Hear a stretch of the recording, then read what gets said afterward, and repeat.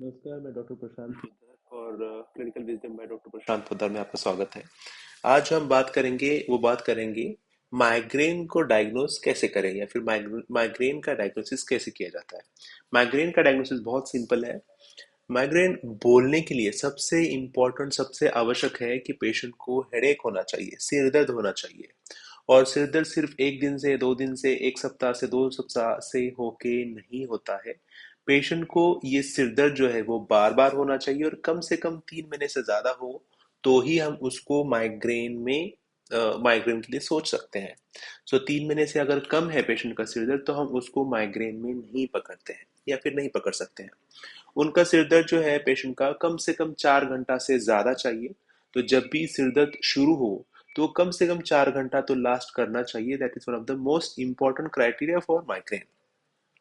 या फिर हम ऐसे भी कह सकते हैं कि अगर बहुत सारे पेशेंट्स का जैसे सिर दर्द स्टार्ट होता है, अगर वो तुरंत दवाई ले लेते हैं और उनका सिर दर्द अगर चला जाता है तो वो भी हम माइग्रेन में कंसिडर कर सकते हैं। क्योंकि कंपलसरी नहीं कि कोई पेशेंट 4 घंटे तक रुका रहे। अगर एक आध घंटे के बाद में सिर दर्द होता है तो मोस्ट ऑफ द टाइम तो पेशेंट कोई दवाई ले ही लेते हैं।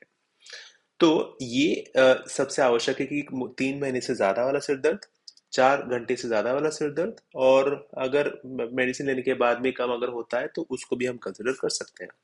अब इसमें है कि दो क्राइटेरियाज हैं, एक तो मेजर क्राइटेरियाज है एंड माइनर क्राइटेरियाज है। मेजर क्राइटेरियाज में सबसे आवश्यक है कि इनमें से जो सिर दर्द है वो हमेशा एक साइड का ही होता है, मतलब पूरा साइड नहीं होता है। अगर ये हेड है पूरा तो एक तो सेंटर में नहीं होता है, सेंटर के किसी भी एक साइड में रहेगा। इधर लेफ्ट में रहेगा, राइट में रहेगा, फ्रंटल में, टेम्पोरल में, कहीं पे भी रहेगा।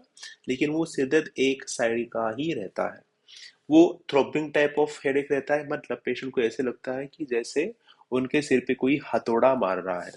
तो वो बार बार पल्सेटाइल थ्रोबिंग, कम होता है बढ़ता है, कम होता है बढ़ता है, इस टाइप का थ्रोबिंग, जैसे कोई हथौड़ा मारा है उस टाइप का सिर दर्द उनको होता है। उसका जो इंटेंसिटी है मॉडरेट टू सीवियर होना चाहिए। तो पेशेंट्स बहुत कॉमनली कहते हैं, जैसे अगर पेन स्केल पे हम अगर कहें कि 0 मतलब बहुत कम दर्द, 5 मतलब ज्यादा दर्द और 10 मतलब अगर बहुत ज्यादा दर्द है, तो आप कहाँ पे आपका सिर दर्द डालेंगे। तो पेशेंट्स यूजुअली कहते हैं कि मेरा सिर दर्द जो है वो 6 से 10 के अराउंड है। तो दर्द जो है वो मॉडरेट टू सीवियर होना चाहिए। और बहुत कॉमनली पेशेंट्स ये भी कहते हैं कि जब भी वो उनकी आंखें हिलाते हैं या फिर सिर हिलाते हैं या फिर गर्दन हिलाते हैं तो उनका पेन बढ़ जाता है। तो माइग्रेन बोलने के लिए कम से कम इनमें से तीन तो क्राइटेरियाज मीट होते ही होते हैं। कम से कम तीन तो क्राइटेरियाज मीट होने ही चाहिए या फिर मीट होते ही हैं। और उसके साथ में जो है कोई एक मेजर माइनर क्राइटेरिया चाहिए। तो माइनर में क्या है, आइदर पेशेंट को फोटोफोबिया चाहिए या फिर फोनोफोबिया चाहिए। मतलब फोटोफोबिया मतलब ये पेशेंट बहुत कॉमनली कहते हैं कि जब भी इनको सिर दर्द शुरू होता है तो उनको जब वो टीवी के लाइट्स देखते हैं या फिर बाहर की धूप देखते हैं तो उनका सिर दर्द बढ़ जाता है। या फिर बहुत कॉमनली पेशेंट्स ये भी कहते हैं कि जब भी वो धूप में जाते हैं, दोपहर में काम के लिए जाते हैं, तो उनका सिर दर्द बढ़ जाता है। और जो फोनोफोबिया है, फोनोफोबिया मतलब जहाँ पे पेशेंट का आवाज सुन के काफी सिर दर्द बढ़ जाता है, तो इसलिए पेशेंट्स क्या प्रेफर करते हैं, टीवी वगैरह बंद कर देते हैं, बच्चों को कह देते हैं कि आप शांत रहो, दूसरे रूम में चले जाओ, क्योंकि आवाज सुनकर उनका सिर दर्द और बढ़ जाता है। तो फोटोफोबिया प्रिवेंट करने के लिए वो पूरा लाइट्स बंद कर देते हैं, पर्दे बंद कर देते हैं, रूम में अंधेरा करके चुपचाप से सोए रहते हैं। और जो दूसरा क्राइटेरिया है वो है नौशिया एंड वोमिटिंग। तो सिर दर्द शुरू होने के बहुत कॉमनली पहले या फिर बाद में भी पेशेंट्स को उल्टी जैसा फीलिंग होता है या फिर उल्टी होती भी है। तो इनमें से तीन और इनमें से कंपलसरी एक हाथ क्राइटेरिया चाहिए, तब जाके हम पेशेंट को लेबल कर सकते हैं कि पेशेंट को माइग्रेन है। अभी यहाँ पे दो चीजें हैं। एक तो ऑरा। ऑरा मतलब बहुत कॉमनली पेशेंट को पता चल जाता है कि उनको अभी सिर दर्द होने वाला है।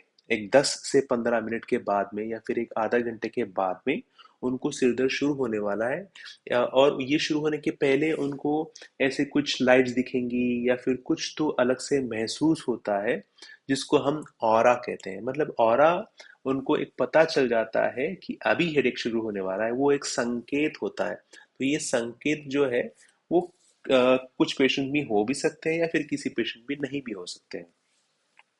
और माइग्रेन में एक लेकिन चीज़ है कि बहुत कॉमनली प्रेसिपिटेटिंग फैक्टर तो होता ही है बहुत सारे पेशेंट्स में।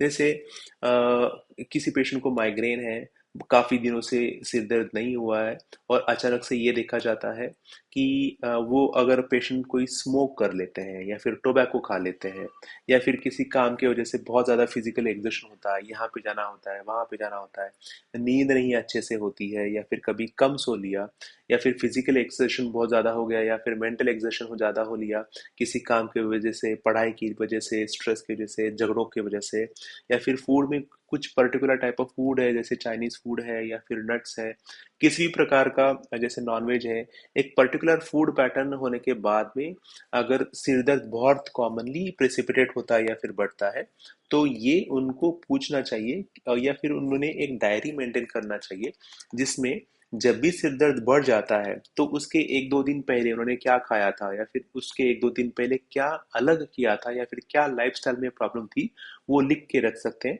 ताकि नेक्स्ट टाइम उसको वो डायग्नोस कर सकते हैं या फिर प्रिवेंट कर सकते हैं। अभी ये तो हमने कह लिया माइग्रेन के लिए।